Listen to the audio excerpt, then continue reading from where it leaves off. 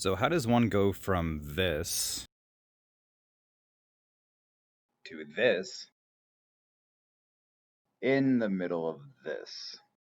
Well, in this brief presentation, I'm going to share with you my workaround, with hopes that at least some parts may be adaptable to your fieldwork, even though I'm completely aware that this won't work for everyone. So firstly, I want to discuss how one might attempt to get their fieldwork projects and or data collection reestablished. And to do so, I've designed a little flowchart here with different options that may or may not be suitable to your needs. But it begins with the question, does your consultant have personal access to a computer? And if so, the question now is, does this computer have access to the internet?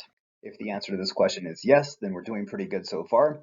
At this step, I'm going to assume that you already have all the ethical concerns worked out and that you've explained exactly what we're going to be doing in the next step to your consultants. But there's this great program out there called TeamViewer. And basically, this is a remote desktop software. It's very easy to install. You basically just send your consultant the URL, and the executable file pops up, and you can install it. So once the software is installed, a code will appear. You can enter that on your end, and you can take remote control of their Windows machine.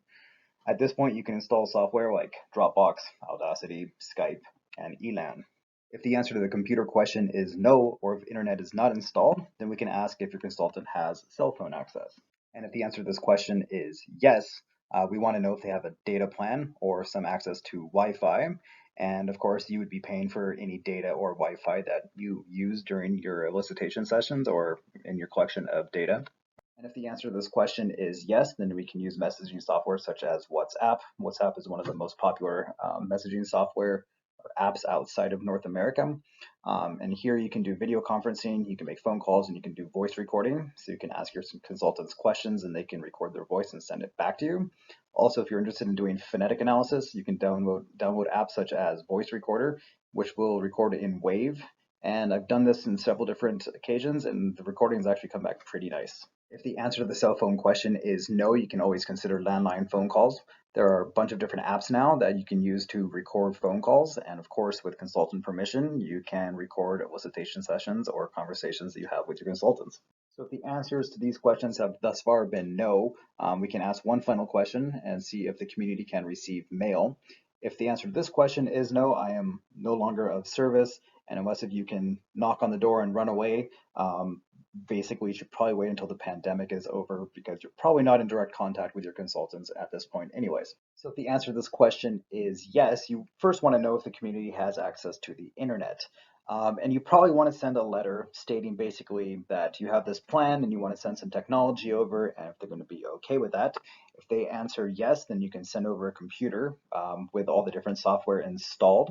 You could also send over a digital recorder or a cell phone. If the answer to this question is no, then there's this great new product out there called Skyroam, which is basically a mobile Wi-Fi hotspot which connects to cell phone signals. So you could send one of these out along with a computer with all the software installed and make sure that it's connecting to Skyroam. And then you could get internet access this way. These are a little expensive, so you would want to have a budget to make sure that you can pay for this while you're collecting your data. So if you are able to establish contact with your consultants and you are able to collect data, you have to figure out a way to pay your consultants. So this can be done through wire transfers or Western Union. I transferred money to my consultants via Western Union, and this has worked out great. Been doing this for the last couple of years now. So those are basically some options that I've come up with over the last couple of years to collect data remotely. They've all worked successfully. I've tried them all except for the Sky Remote, and that's because basically we received internet access in the community about 5 years ago, so I haven't had to go this route. If you do, however, I would be really curious to see how it works out for you. But this presentation is supposed to be about how we were able to publish our dictionary in the middle of the pandemic. So about 2 years ago, we left 2 digital recorders in the community and we recruited our consultants' teenage children who were good with technology and showed them how to record and transfer data to the computers. And they were tasked with collecting conversational data, which of course has been put on pause due to the pandemic, but they can still collect data from their parents. They would then transfer the recordings to a Dropbox folder, which was linked up with my computer. And then once I received it, I would segment the data in Elan. I would then upload the EAF files to Dropbox, and that would be transferred back to their computer. Then our consultants would annotate the data, then send it back to me through Dropbox. And the final phase would be the transfer of money through Western Union.